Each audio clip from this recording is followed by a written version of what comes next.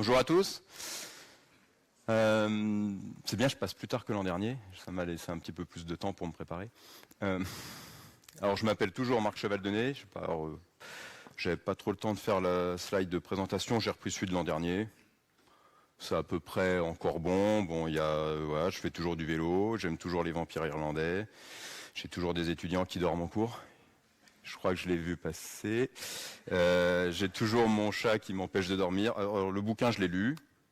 Donc je lirai celui-là à la fin, parce que je l'ai déjà lu, mais j'ai envie de le relire. Et puis, j'ai un deuxième chat maintenant, qui m'empêche de travailler aussi. Voilà. Mais sinon, c'est comme l'an dernier, donc voilà. Je suis toujours enseignant-chercheur à l'IUT d'informatique, et je passe toujours mon temps à faire souffrir des étudiants. C'est ma passion. L'an dernier, à la fin de Volcamp, l'équipe m'avait demandé si on pouvait pas faire un truc pour les enfants, tout ça. Ah, j'ai senti que ça puait le piège, quand même. Tout de suite, je me suis dit, je vais me faire avoir, quoi. Et puis, du coup, j'ai dit oui. Donc, on a fait ça hier. Et j'ai pas de son, c'est dommage, mais vous l'aurez sur l'enregistrement, il paraît. Donc, les enfants étaient super contents. Ça c'est Paul. Et donc on a fait Volcamp Piu Piu, enfin je crois qu'ils l'ont rebaptisé Volcamp for Kids, c'était mieux Volcamp Piu Piu quoi. Pourquoi vous avez changé de nom quoi? Bon, c'est pas grave, c'était bien quand même. Et l'idée c'était de faire découvrir l'algorithmique, le codage et la programmation avec une petite application de robotique pour les enfants. Alors c'est un truc tout nouveau, je fais ça que depuis 10 ans. Et donc l'idée c'est d'essayer de vous expliquer un petit peu comment ça se passe. Moi je me suis dit c'est l'occasion, en fait si on fait le Volcamp Piu Piu, moi je vais l'appeler comme ça. Autant proposer un talk dessus. Puis je pense que le staff ils se sentaient un peu mal à l'aise de me dire non. Donc voilà. Donc ils me l'ont pris quand même. Alors je vais vous montrer un petit peu comment se déroulent ces activités qu'on fait dans les centres de loisirs ou dans les écoles. Alors je fais ça avec mes étudiants. Donc c'est sympa parce qu'ils ont développé eux-mêmes l'application, donc moi ça me permet de me décharger. Quand ça marche pas, c'est de leur faute. Et puis quand ça marche, c'est parce qu'ils ont été remarquablement encadrés, quoi. Donc c'est toujours du win-win pour moi. Je perds jamais dans l'histoire. Donc voilà. Alors je vous explique un petit peu. Je fais ça maintenant surtout dans les écoles, un petit peu moins dans les centres de loisirs. Et dans les écoles, on fait ça entre 9 et 12 séances d'une heure. Et là, en ce moment, je suis depuis la 3e année dans l'école Bodona à Aubière, mais j'en ai fait aussi dans l'Allier, j'en ai fait dans la Haute-Loire, un petit peu en Belgique, et puis en Espagne aussi. Voilà. Alors, en général, on commence avec une séance d'1 heure de débat, et on parle avec les enfants de robots. Et l'idée, c'est d'essayer de déterminer un peu quelles sont leurs croyances induites et leurs croyances spontanées, pour reprendre le vocabulaire de Piaget. Donc ça, c'est juste pour me la péter un petit peu. Ça pose, quoi. Je cite Piaget comme ça dès le départ. C'est une manière de vous montrer que, voilà, il y a vous, puis il y a moi, quoi. D'accord. Après, à vous d'aller vérifier si le vocabulaire est bon. Mais je pense que vous aurez autre chose à faire parce que je crois que c'est truffade après. Ouais. Voilà, et puis alors avec les enfants, on parle de pas mal de choses sur les robots. Justement, on essaie de voir un petit peu à quoi ils servent, ce que c'est. Donc en général, ils commencent avec les robots qu'ils connaissent dans le cinéma, dans les dessins animés. Alors c'est marrant parce que ça permet de voir les modes aussi, enfin les méta, non, il faut dire maintenant, je crois. Je sais plus. Bon bref. C'est les robots. Donc il y a toujours R2D2, C3PO qui sont toujours à la mode, quoi qu'il arrive, mais bon, là, il y avait un moment, c'était BB-8, ou alors il y avait Baymax, là, dans les nouveaux héros, puis après, ils disparaissent, ils reviennent, c'est rigolo. Mais en général, on arrive vite sur le mythe du robot tueur qui va nous faire mal, quoi. Donc, ça permet de lancer le débat, d'essayer de comprendre un petit peu ce que c'est vraiment qu'un robot. Et puis après, on part sur les applications, donc on parle beaucoup des robots du quotidien. Ça les intéresse beaucoup. Le robot qui passe l'aspirateur. Ils attendent avec impatience le robot qui va faire leur devoir. Il existe déjà, mais ils ne connaissent pas encore quand ils sont en maternelle et en élémentaire. Oui, j'ai oublié de le dire, mon public, c'est maternelle et élémentaire. Et puis on parle des robots dans l'industrie. Donc là, j'ai mis un stobli, vous en avez. Si vous allez dans les couloirs, là-bas, vous en verrez. Et puis les robots pour la médecine, ou alors les robots pour aider les personnes âgées ou les autistes, les robots de Boston Dynamics, enfin ex-Boston Dynamics, des choses comme ça. Alors ça, c'est une super. En général, c'est super parce qu'on a pas mal de questions qui dévient par rapport à la robotique, parce qu'on s'aperçoit qu'ils savent pas ce que c'est que le Wi-Fi, évidemment. 4G, 5G, Bluetooth, tout ça, c'est très flou pour eux, et c'est souvent flou aussi pour les encadrants. Donc ça permet d'avoir des débats et puis de leur expliquer un petit peu ce que c'est. Après, je continue. Ah bah tiens, oui, j'avais oublié. Si jamais vous avez envie de venir m'aider, parce qu'en fait, je suis là pour essayer de vous recruter. Donc si vous avez envie de venir m'aider, il y a ce bouquin qui est super bien fait de Rodolphe Gélin aux éditions Le Pommier. C'est le robot meilleur ami de l'homme. Je le file à chaque fois aux professeurs d'école quand je vais aller faire des activités avec eux. Il est tout petit, il se lit très vite, et il est fait pour tous les publics, et ça permet d'adapter son discours. C'est très bien, sans prétention, et il n'y a que des informations intéressantes. Voilà, en général, après, on continue avec une séance de montage de robots. Bon, ça, en général, ça plaît toujours aux gamins, parce qu'on utilise des robots Lego EV3 Mindstorm. Donc ça, c'est sympa, parce qu'ils s'approprient le robot. Alors, il y a des études de Eric Greff au début des années 90 qui a fait pas mal aussi d'algorithmique et puis de séances de codage pour les enfants. Il dit que ça, c'est une étape qui est super importante, c'est de la personnalisation du robot pour qu'ils aient l'impression que c'est le leur. Alors, ils ont tous en général le même modèle à monter, ou 3 modèles maximum différents. Mais en général, ils vont toujours s'amuser à les modifier un petit truc pour le reconnaître et savoir que c'est le leur. Donc ça, c'est quelque chose d'assez sympa. Hier, on leur a fourni les robots tout faits parce qu'on n'avait qu'une séance. Mais il y en a quand même qui se sont amusés à changer des petites choses pour pouvoir avoir un robot différent. Voilà. Ça permet de parler aussi de ce qui constitue, tiens, je vais le remettre, juste pour faire passer le temps.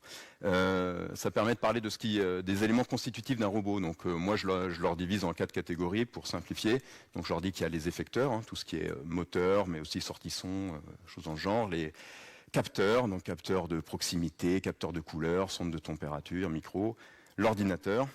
Donc la brique, donc là on parle de l'ordinateur, on commence à en parler, et c'est eux qui ont insisté. Avant je m'arrêtais à 3, mais à chaque fois ils veulent me rajouter les batteries, donc je dis bon, allez, alimentation, c'est très bien, c'est toujours le premier truc qui sort. Et puis ensuite moi je commence à parler de ce que c'est qu'un programme, de comment c'est fait, donc là c'est un peu plus en mode descendant, donc les instructions et ce que c'est que l'algorithmique. Voilà, après on commence à faire d'autres activités. Alors là je les ai mis en parallèle parce que ça peut être... J'en ai vu un qui bâillait. Hein. Alors, oui, on voit bien que c'est tout à gauche. On se dit bien que ça va aller tout à droite. Et que j'en suis encore très à gauche, quoi. Mais c'est pas une raison pour bâiller. Hein. De toute façon, vous pouvez y aller si vous voulez. Hein. Moi, je suis immunisé. Hein. Je suis prof. Donc, je suis payé pour ne pas être écouté. Donc, bâillez si vous voulez. Hein. C'est pas mon problème. Hein. Je ne fais même pas attention. Donc, bref. Donc, activité qu'on peut faire en parallèle, ça dépend du calendrier. On fait le jeu de l'enfant robot.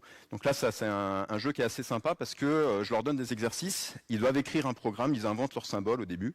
Puis au bout d'un moment, on va restreindre, ils vont avoir leur propre symbole. Et ils doivent réaliser un programme pour donner une tâche à faire à un autre enfant qui sera le robot. Et donc ça c'est une activité qui est reconnue comme étant très appréciée dans ce domaine depuis le début des années 90. Et je vais passer rapidement dessus. Ah, j'avais une petite image, mais elles sont nulles celles-là. Parce que je ne les ai jamais bien filmées. C'est des vieux trucs de 2015, donc on a l'impression que je fais rien, là, je discute. Mais on voit derrière, vous voyez les enfants qui s'amusent à compter les pas. Et donc ils viennent vite se plaindre. Ils arrivent en disant ouais mais moi j'ai écrit un programme et lui il a des plus grandes jambes que moi, donc quand je lui dis de faire 3 pas ça fait pas du tout la même distance, et c'est assez rigolo. Et finalement ils réclament assez vite un quadrillage au sol pour avoir quelque chose de guidé, donc ils rajoutent de la rigueur en fait dans l'exercice d'eux-mêmes. C'est assez rigolo. Après on passe à l'étape qui est pour moi la plus importante. On utilise un jeu de plateau, donc c'est la suite de l'enfant robot, sauf qu'à la place de programmer un autre enfant, on programme un mobile. Donc là, le mobile, c'est un Playmobil. Hein. Donc voilà, mobile, Playmobil, c'est très drôle. Ou alors des origamis, mais une fois que j'en avais fait 3 de pingouins, là, j'ai arrêté. Hein. Donc j'ai pris les Playmobil après, parce que c'est pas non plus que ça à faire, quoi. Et ils ont un ensemble de cartes qui représentent les instructions. Ça passe très très mal en gros plan à l'écran, hein. Mais c'est des flèches en fait, hein. Vous avez des flèches pour avancer tout droit, pivoter sur la droite, pivoter sur la gauche, etc. Et les enfants doivent réaliser des algorithmes. Alors évidemment au début ils se plantent, hein, complètement. Ils font un parcours avec les flèches, ils mettent les cartes les unes au bout des autres pour réaliser l'exercice qu'on leur demande de faire. Là par exemple le pirate, je ne sais pas si vous voyez, il y a un trésor tout à gauche là-haut, et il doit aller chercher le trésor en sortant de sa barque, et en évitant évidemment les pièges, donc les scorpions, les serpents et les pièges à loups, parce que c'est connu, il y a beaucoup de pièges à loups sur les îles désertes. Donc voilà, on leur donne quelques exercices. Alors moi au début je les rédigeais pas plus que ça, et c'est les professeurs d'école qui ont tenu à ce que ça soit un peu plus rédigé. Bon, des fois on les sort, des fois on les sort pas. En général, on utilise à peu près 3 séances. Ça permet de voir un petit peu tout ce qui est algorithmique, tout ce qui est séquençage, la symbolique, et puis eux, je leur demande d'apprendre à faire leur algo avec une pile de cartes, et quand ils la dépilent, ce qui est pratique, comme elles sont recto verso, c'est qu'ils n'ont qu'à la retourner pour voir ce que ça donne, et ils font ça en binôme ou en trinôme si y a trop de monde.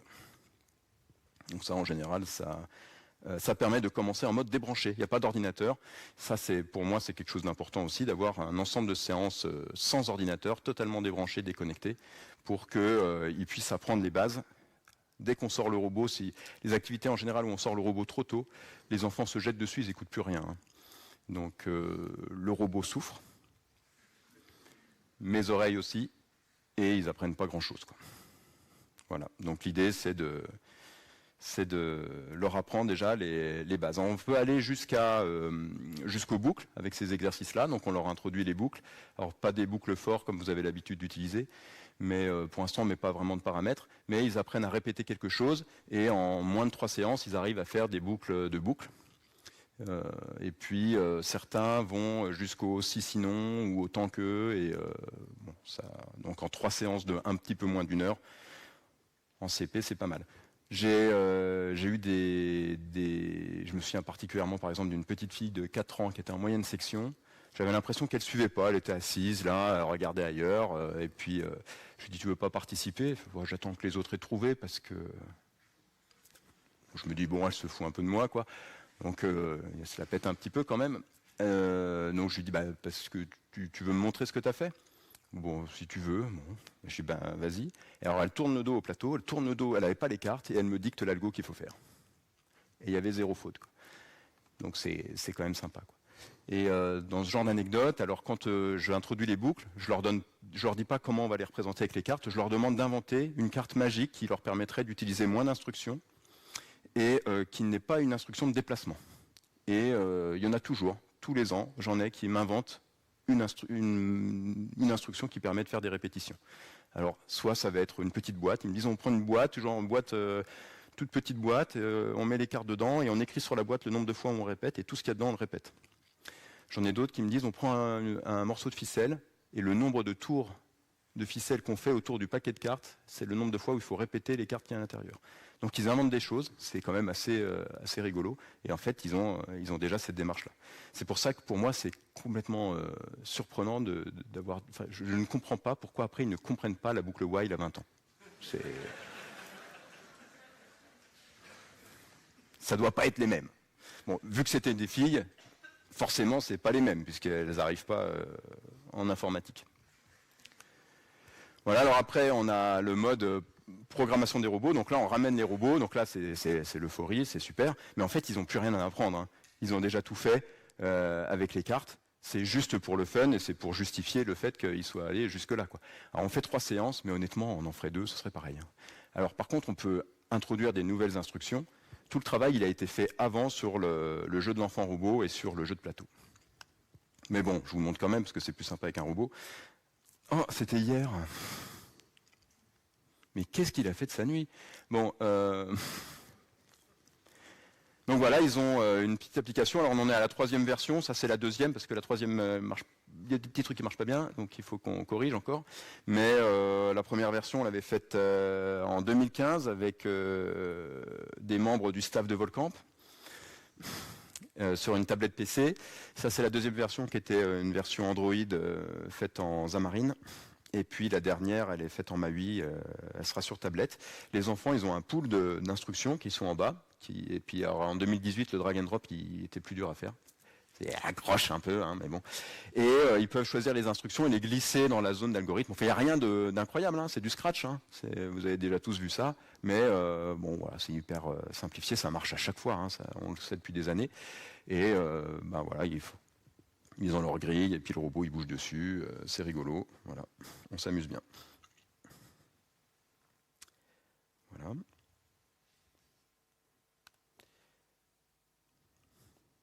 Ensuite, alors il y a une activité, alors si, c'est rigolo. Je l'ai mis parce que je trouve c'est assez amusant de voir que quand on leur donne le robot, on leur donne un exercice, ils vont chercher une feuille et un crayon pour faire le brouillon, si on a fait le jeu de plateau avant. Et ils ont eu l'habitude avec les symboles, et ils trouvent que c'est plus facile de prévoir leur algorithme comme ça que sur le smartphone. Alors quand on voit la taille des tuiles qu'on a mis, c'est vrai, hein, de toute façon, quoi. Mais bon, c'est assez marrant de les voir là, ils sont à 4, en train de préparer leur algo sur papier avant de le mettre sur le robot. Et pareil, mais pourquoi ils le font plus après, quoi? Mais qu'est-ce qu'on rate, hein? Voilà, et puis des fois, si on n'a pas eu le temps de le faire sur le jeu de plateau, bon, là vous entendrez pas bien du coup, donc je vais commenter. On rajoute en plus le si sinon ou le tant que, et donc là, par exemple, ils doivent faire aller le robot, il doit parcourir la ligne de grille, et il ne sait pas à l'avance quelle couleur de tuile il va rencontrer, donc on s'amuse à les changer. Et puis sur les tuiles jaunes, il doit chanter, sur les rouges, il doit faire un tour sur lui-même, et quand il arrive sur le bleu à la fin, il doit s'arrêter, quoi. Donc il ne sait pas où est la ligne d'arrivée, et il ne sait pas quelle case il va rencontrer sur son chemin. Ouais, ça passe crème, hein. Une fois qu'on a vu les premières suites d'instructions, les boucles, introduire le si sinon, ça prend à peu près 5 minutes, quoi. Alors c'est long, les robots sont lents. Donc je vais couper. Mais sauf si vous voulez la voir en entier, hein. Vous avez vu, il a fait le tour en entier. Alors c'est du Lego, donc c'est pas très précis, hein. Donc on s'autorise à le remettre droit, hein. Ça ne pose pas de problème aux enfants, ça. Je ne sais pas s'ils accepteraient que le robot qui fait les devoirs soit aussi aléatoire, mais bon. Voilà, alors sinon j'avais gardé...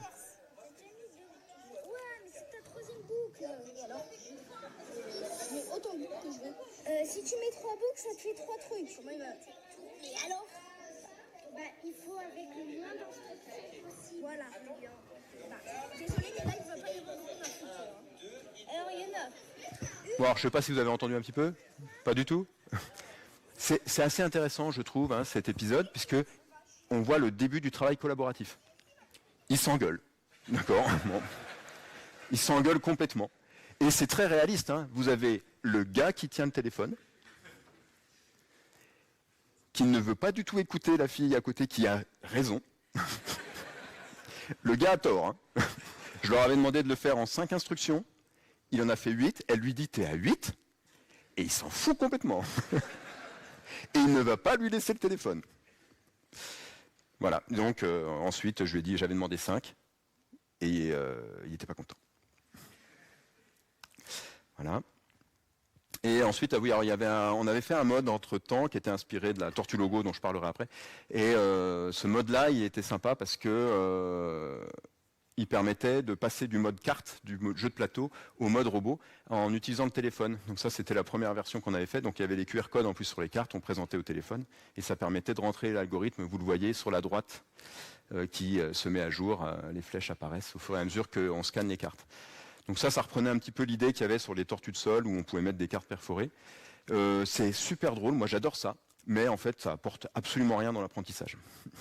Parce que entre le glisser-déposer, enfin les cartes qui passent au glisser-déposer, cette étape-là, elle ne sert pas à grand-chose, mais je l'adore. Bon, j'ai le droit. Voilà. Et après, de temps en temps, on peut s'amuser, si on a le temps. Donc en vert, c'est les trucs optionnels, hein. On peut faire la danse des robots, donc c'est ce qu'on a fait hier. Vous avez envie de voir? Ah ouais. Faut que je me repenche pour le son ou...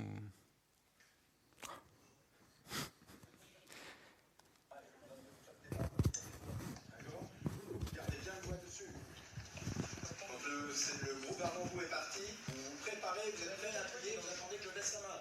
Compris ?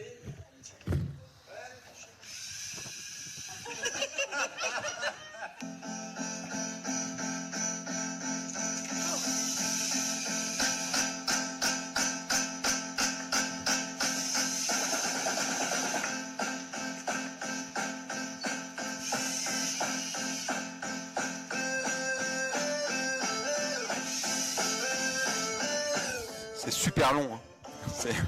On va pas la mettre en entier. Hein. Mais bon, ça les amuse beaucoup parce qu'ils ont il y a le côté réalisation personnelle, il y a le côté artistique, c'est leur truc après. Une fois qu'ils ont fini d'apprendre, il n'y a plus d'exercice, là c'est eux qui créent. Et ils font des trucs rigolos. Alors ils avaient un temps limité pour aller se positionner, se replacer. Et je tiens quand même à me féliciter. Bon, eux aussi, hein, mais puis à remercier les autres encadrants qui étaient là, mais enfin quand même, je veux dire, on l'a fait au pif. J'ai choisi une musique qui s'est terminée pile à la fin du dernier mouvement des robots. La classe, hein, parce que c'était absolument involontaire. Hein. Donc bref, il y a plein de bénéfices à tout ça. Hein. Je les ai marqués quelque part, je crois. Ah non, ça c'est le bilan, oui, moi j'ai déjà montré ça, c'est pas grave. Alors j'ai fait ça parce que il y avait écrit dans... C'est Christophe, je crois, qui avait envoyé les règles là pour bien faire sa presse. Il avait dit pas de puces, ça s'appelait pas les puces. Alors j'ai pas mis de puces, j'ai fait un nuage à la place. Bon. Donc il y a plein d'avantages sur tout ce qu'ils apprennent au niveau du codage, du débogage, mais il y a aussi de l'auto-évaluation, ils apprennent à faire des tests. Ils sont obligés de se tester, ils sont obligés de faire du pas à pas, du mode pas à pas pour trouver leurs bugs. Donc ça c'est sympa parce que pareil, ça, on ne sait pas pourquoi, mais personne ne sait mettre un point d'arrêt dans un IDE, quoi. Mais pourquoi ? C'est quand même pas compliqué, un point rouge dans un IDE, quoi. Enfin, faut que je vous apprenne à le faire, non ? C'est ça ? Parce que, vu les trucs qu'on a, le nombre d'applis buggés, visiblement, il y a d'autres devs qui ne doivent pas savoir faire. Hein. Je ne veux pas être méchant, mais à mon avis, il n'y a pas que mes étudiants. Hein. Bon, bref. À 4 ans, ils savent le faire. Voilà. Donc après, ils apprennent tout ce qui est, ils découvrent tout ce qui est construction de l'espace et du temps, parce que mine de rien, un algorithme, c'est séquencé aussi bien dans l'espace, on le voit bien avec la grille, mais aussi au niveau du temps. Il faut se projeter. Il y a tout ce qui est latéralisation. C'est compliqué de faire bouger un robot qui nous regarde pivoter sur sa droite. Quand il nous regarde, c'est pas le même sens. Enfin, la droite, en fonction de comme on est posé, c'est pas dans le même sens, quoi. Hein. Donc faut faire attention à ça. Et ils apprennent un peu la rigueur et la précision. Voilà. Allez, alors moi j'ai rien inventé en fait. Hein. Je vous l'ai montré avant parce que j'aime pas le suspense. J'avais pas envie de vous faire tout un truc avec l'historique d'abord et puis est-ce que ça a marché ou pas. Donc voilà, je l'ai montré. C'est bon, on peut passer à autre chose. Et en fait, ces idées-là, elles datent déjà du début des années 70. Hein. Moi, j'ai rien inventé du tout. Et je vous en avais parlé l'an dernier déjà un petit peu de Seymour Papert.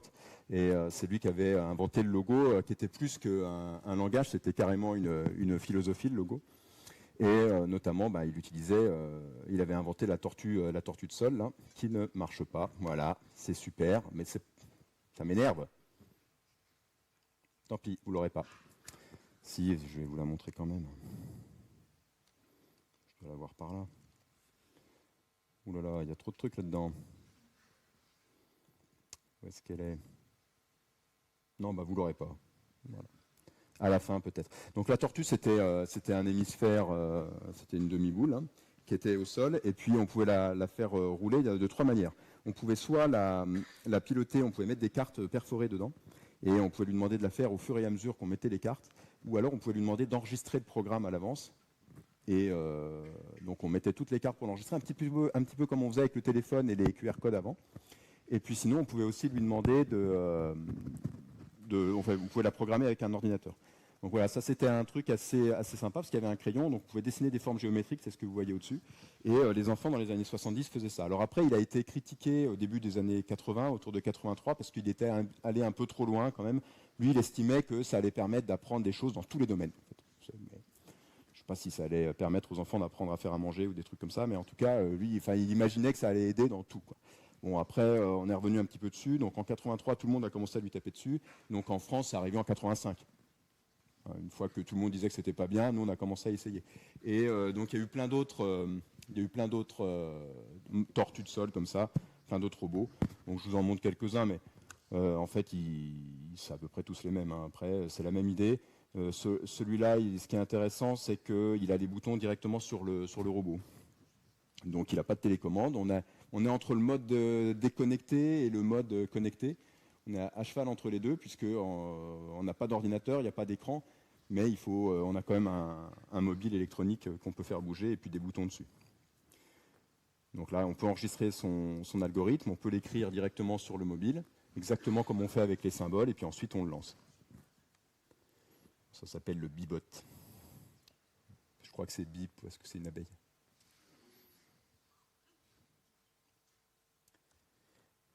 Et je vous montre le Timio. Ça, c'est un robot qui a été fait par les Suisses, par l'école polytechnique fédérale de Lausanne, avec une école cantonale, je crois, d'art de Lausanne. Et pareil, là, celui-là, on peut quand même le programmer avec un ordinateur, mais sinon, il essaye de reprendre un peu les mêmes principes. Donc, il y a des boutons dessus. On peut le programmer un petit peu comme ça. On peut mettre un stylo aussi pour qu'il fasse des formes. Et voilà, c'est un autre tapis de sol, un autre robot de sol, robot de plancher, on peut dire aussi. Et avec différents modes, c'est rigolo. Qu'est-ce que je voulais dire d'autre? Je ne sais plus. C'est déjà bien. On arrête là. Alors après, oui, j'ai pas d'image, j'en ai cherché, j'ai pas d'image sur le jeu de l'enfant robot, mais je vous en ai déjà un petit peu parlé. Je voulais revenir dessus. Donc ça, c'est des théories qui datent du début des années 80. Elles sont largement inspirées du logo. Donc c'est exactement les phases que j'ai reprises. C'est d'abord, on programme un autre enfant ou soi-même. L'idée, c'est de se programmer soi-même ou alors de donner son programme à quelqu'un d'autre. Ensuite, donc c'est Eric Greff qui propose ça. Il propose ensuite de programmer un mobile, donc un autocollant, un Playmobil, n'importe quoi, et on le déplace. Et ensuite, il parle du robot. Et lui, il estime que c'est ce mode-là qui est le plus efficace, c'est ce mode en 3 étapes. Et donc nous, c'est ce qu'on a reproduit au final avec notre expérience. Voilà, et après, il y a eu plein d'autres expériences. Je n'ai pas envie de passer du temps dessus. Je vous ai déjà montré ça l'an dernier en plus. Mais sur l'informatique pour les jeunes, il y a les premières expériences, ça date de l'Alto, dans les années 70, avec Smalltalk. Et ce truc-là, ça a très très bien marché. Sauf qu'on a découvert après, donc là, ils apprenaient carrément à faire de l'objet. Hein. Smalltalk, c'est un des premiers langages objets fonctionnels. Enfin, qui fonctionnait, je veux dire, il n'est pas objet et fonctionnel. Hein. Okay. Et il faisait des maths, il faisait de la géométrie, il faisait du dessin, de la musique, il faisait plein de choses. C'est des expériences qui ont été documentées à l'époque et qui ont vraiment marqué, mais ils ont avoué après qu'ils avaient quand même sélectionné les meilleurs. C'est pas dur de réussir dans ces cas-là. Alors que moi, tout le monde, quoi. Hein, c'est pas... Voilà, et puis évidemment, je ne pouvais pas ne pas parler de Scratch. C'est un petit peu... vous connaissez, mais bon, je pense que vous connaissez déjà tous. Et forcément, c'est le MIT qui a développé ça, et ça permet de faire ces programmes de manière graphique. Alors, on a quand même accès à un niveau code, si on préfère, mais on peut tout faire de manière graphique et rajouter des paramètres. Finalement, on est quand même nombreux à s'inspirer du logo. Scratch ne fait que s'inspirer du logo. Eric Greff ne faisait que s'inspirer du logo. Et en fait, on est en train de reprendre les mêmes choses à chaque fois. Bon, je ne veux pas spoiler les confs d'après, mais vous pouvez aller voir Marc à Genisse-Nevers après, à 12h45, je ne sais plus quand est-ce qu'il passe. Je crois qu'il est au Fab Lab. Et il a un petit exposé sur le code en bois. Et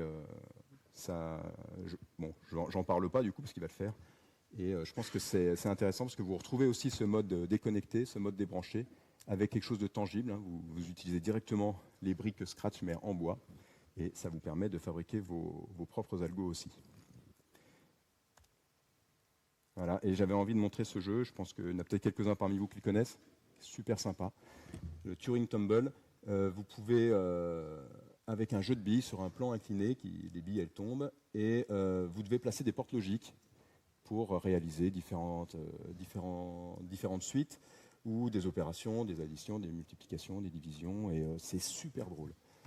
C'est très bien pour les enfants et c'est super bien pour les grands aussi. Quoi. Moi, vous me le laissez, j'y passe des heures. Hein, c'est trop drôle, quoi. Et je pense que ce serait bien pour les EHPAD aussi. pense que c'est un truc qui peut être sympa. Surtout que comme ça fait beaucoup de bruit, ben, peut-être que ça les gênera moins.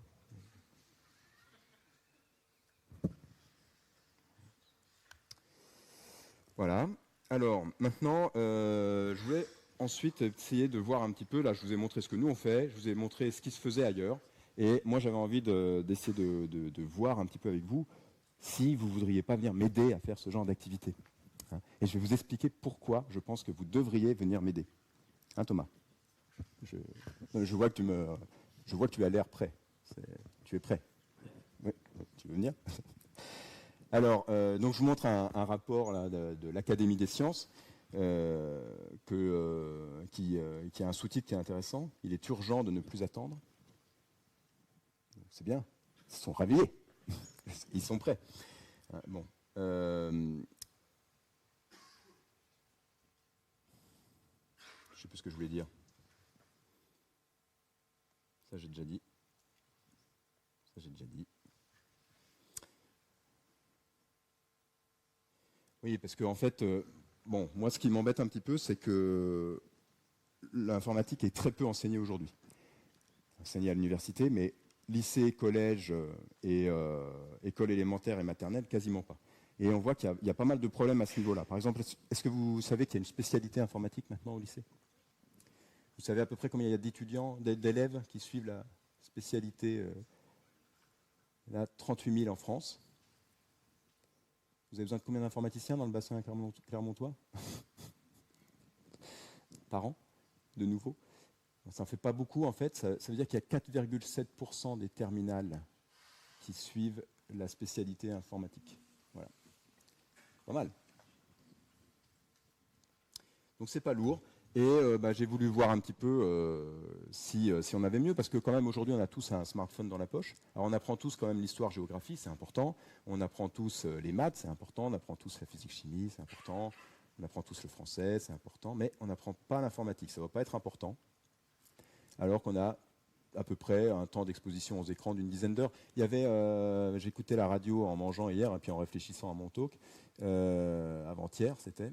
Et il y avait 3 reportages sur le même journal, et il y en avait un qui parlait du temps d'écran des enfants. On en parle tout le temps, de toute façon. Hein.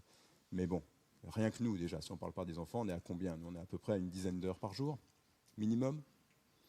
Bon, sauf cette nuit, j'ai explosé, mais sinon, on est à peu près à une dizaine d'heures. Donc, bon, ça veut dire qu'on utilise ces appareils-là toute la journée, et personne ne sait les utiliser. Bon, à part nous. Enfin, alors, il n'y a pas beaucoup d'efforts qui sont faits, mais pourtant il y en a eu. Hein, donc, la France, on voit avec ce rapport-là, commence à s'y intéresser, puisque on va peut-être sortir quelque chose bientôt, puisqu'elle a commencé à s'y intéresser après le plan calcul de Charles de Gaulle, en début des années 70. Pas encore trouvé de réponse, mais ça va peut-être venir. Et la meilleure réponse qu'elle avait trouvée, c'était en janvier 85. Le Premier ministre à l'époque, c'était Michel Barnier. Non, je me trompe parce qu'en 85, il avait le même âge que Gabriel Attal quand il est devenu Premier ministre. Mais non, c'était Laurent Fabius qui a fait le plan informatique pour tous, le IPT. Et je vous passe le journal de Soir 3 de janvier 85 après sa conférence de presse. Si ça marche. C'est pour les plus jeunes, ils ne connaissent peut-être pas. Donc 120 000 ordinateurs dans les écoles. Donc si on imagine qu'il n'y en avait qu'un par ordinateur, ça en fait déjà plus que le nombre de spécialités informatiques en terminale. 1,8 milliard de francs. Alors bon, je sais que pour la plupart d'entre vous, vous ne voyez pas ce que c'est que le franc, mais quand même, c'était pas mal à l'époque. Bon, ce qu'il faut savoir, c'est que sur les 1,8 milliard, il y a 1,5 milliard de matériel. Donc, il ne restait pas grand-chose pour former les profs, et ils ont consacré à peu près 50 heures par enseignant pour leur formation en informatique. Donc, en gros, rien. Donc ça n'a pas bien marché. En plus, il y a eu, alors c'était Tribago, c'était un des cofondateurs du Club Med qui s'était occupé du choix du matériel. Et donc lui, il avait choisi que des ordinateurs français, ce qui ne semble pas forcément stupide à l'époque, mais quand on sait que Servan-Schreiber, lui, il y avait un lien avec Apple et qu'il était prêt à faire, il avait réussi à convaincre Steve Jobs de mettre une usine en France pour fabriquer des Apple pour les écoles au lieu d'aller en Irlande. Bon, c'est vrai qu'on peut se demander si le choix était bon, quoi. C'est pas évident. Et donc du coup, on a choisi les Thomson. Vous avez peut-être, comme moi, utilisé le TO7, le MO5, les bulles, les goupilles, tous ces trucs-là. Bon, moi, je garde quand même des bons souvenirs de ces trucs-là. Alors, ils ont été critiqués parce que ça a été un échec total. En 89, ils ont arrêté. En gros, c'était un choix politique. Ils ont essayé de sauver Thomson, qui était au bord de la faillite en 82. Et du coup, quand Thomson a arrêté la micro-informatique, ça a plombé le plan informatique pour tous. Et ça s'est arrêté lamentablement en 89. Mais finalement, ça reste la plus grosse tentative d'apport de l'informatique pour tous dans les écoles élémentaires. Et collège et lycée aussi. Donc bon, c'est un peu dommage. En plus, ils avaient mis le paquet sur les pubs. Depuis la rentrée scolaire 85, le plan informatique pour tous met en place des ordinateurs dans les écoles. Apprendre l'informatique à nos enfants, c'est les préparer aux emplois de demain. Pour nous, la France avance. On est d'accord, hein. On est bien d'accord que la France avance, enfin que c'était surtout pour les préparer pour les emplois de demain. Et moi j'adore la tête, le gros plan sur le petit garçon au début, je la remets. Hein. Depuis la rentrée scolaire 85, le plan informatique pour tous. Il est bon quand même, hein. Il joue très bien, quoi.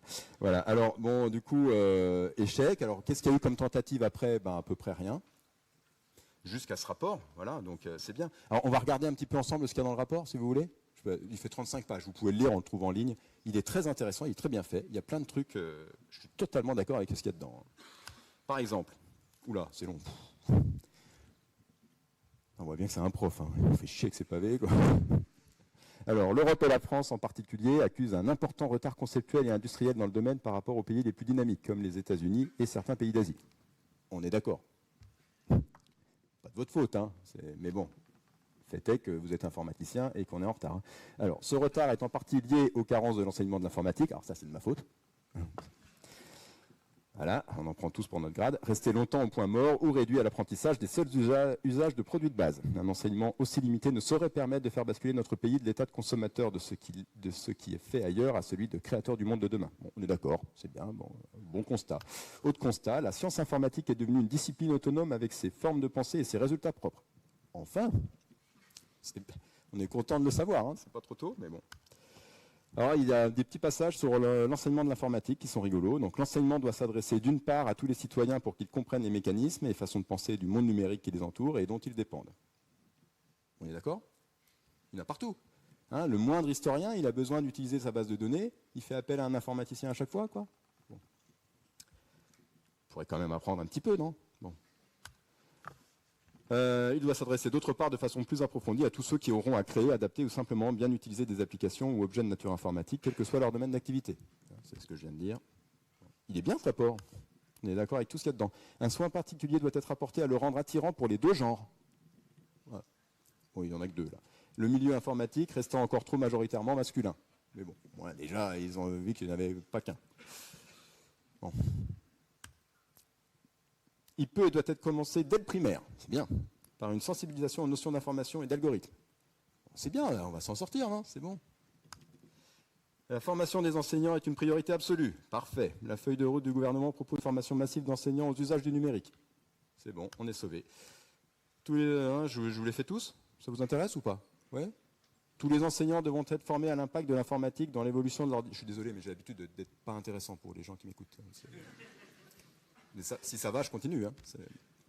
Donc tous les enseignants devront être formés à l'impact de l'informatique dans l'évolution de leur discipline. La simulation dans les sciences expérimentales, l'usage de bases de données en histoire ou géographie, c'est l'exemple que j'ai sorti avant, on dirait que je l'ai lu avant.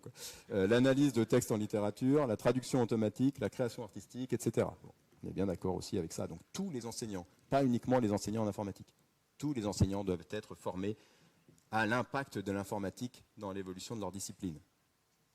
C'est le cas aujourd'hui ?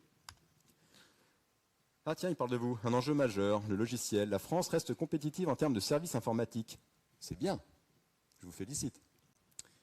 Mais est faible dans l'édition de logiciels. C'est pas bien, je vous félicite pas. Nous pensons que notre déclin actuel dans un sujet aussi fondamental pour l'avenir est largement dû à une reconnaissance tardive et limitée de la discipline dans les grandes écoles, dans l'enseignement secondaire et dans la société française en général. L'opinion était autrefois assez répandue que l'informatique n'était pas une science, je crois que ça l'est toujours, et ne devait donc pas être enseignée, voire que c'était une mode qui allait passer. Voilà, c'est bien, c'est intéressant tout ça. Un petit dernier, il y a un titre de chapitre qui est fantastique. Il y a quelque chose de faux dans la manière dont nous enseignons l'informatique et encore plus dans le fait que souvent nous n'enseignons pas. J'adore ce titre de chapitre. Donc ça, c'est quand même écrit par l'Académie des sciences.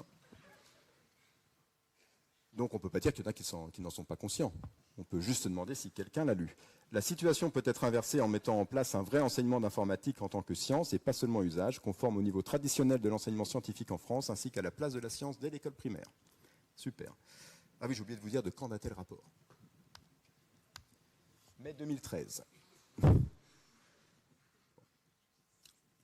On avance. Ça suit son cours.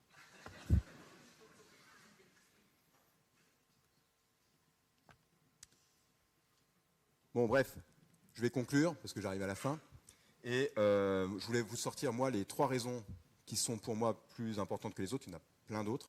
Alors, j'ai essayé de ne pas faire des puces, mais je les ai mises comme ça, du coup. Alors, pour moi, ce pas des puces, c'est des flèches.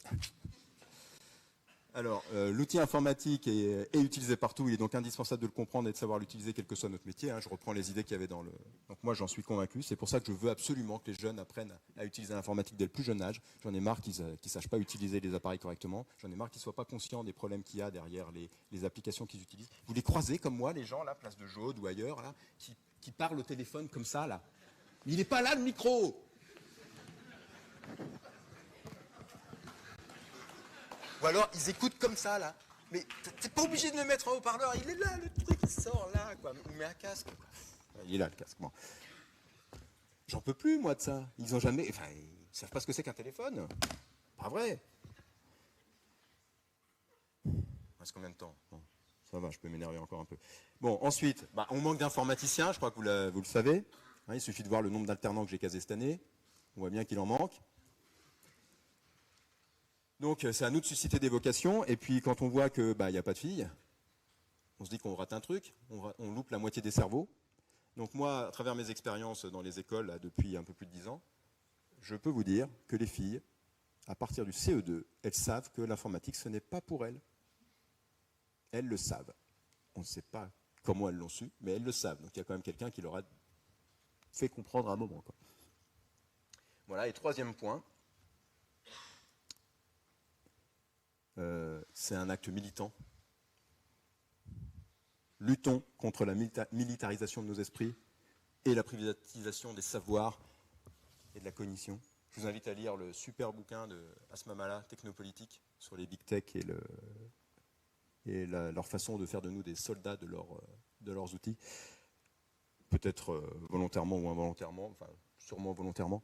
Il y avait encore vous avez vu Elon Musk qui accompagnait Trump il n'y a pas longtemps. Vous utilisez les réseaux sociaux en permanence. Vous utilisez WhatsApp. Comment osez-vous utiliser WhatsApp? Vous savez que c'est une merde. Pourquoi vous continuez? Heureusement, il y a Clermont-Tech qui m'a fait plaisir. Comme à chaque fois, quand ils démarrent, eux, ils ne sont pas sur Twitter. Ils sont sur Mastodon. Et qu'est-ce que vous attendez pour montrer l'exemple? Allez, on y va maintenant. On se bouge. Vous venez m'aider. On va apprendre l'informatique aux jeunes. On va leur montrer comment il faut faire. Et on leur apprend à mieux utiliser ces appareils-là et à en faire quelque chose. Hasta siempre.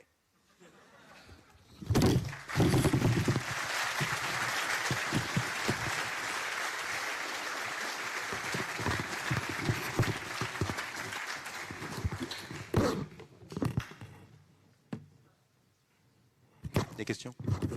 Il reste 23 secondes. Plus que 20.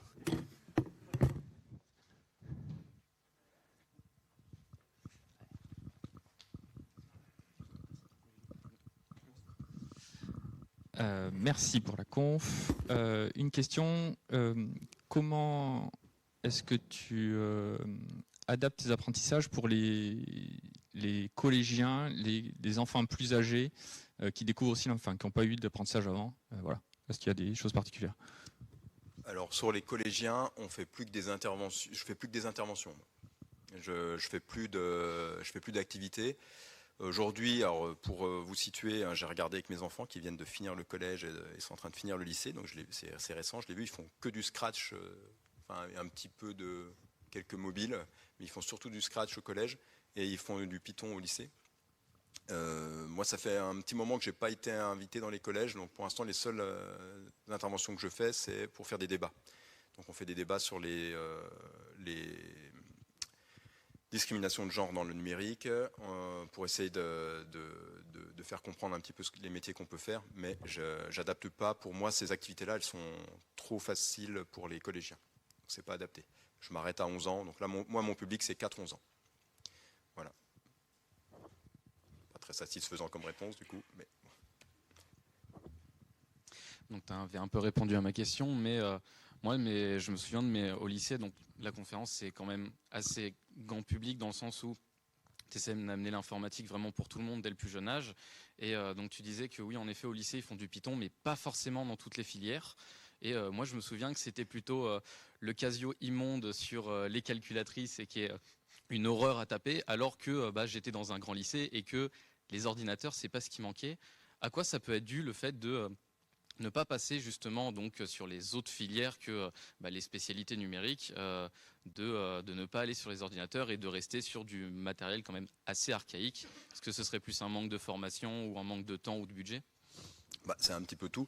Il y a un gros manque de budget, ça c'est clair.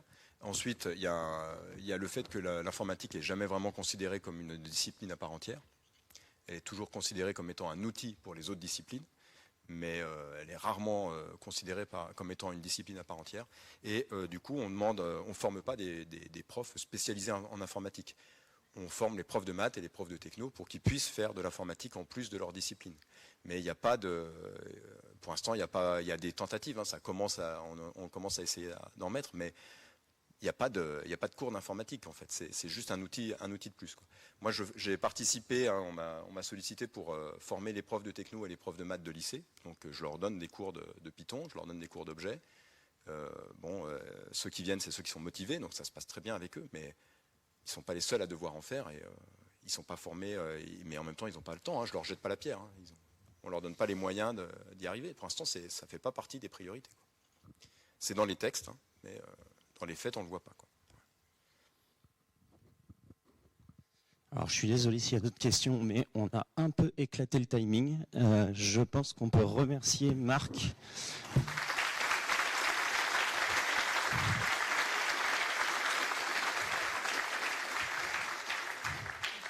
Un pur produit.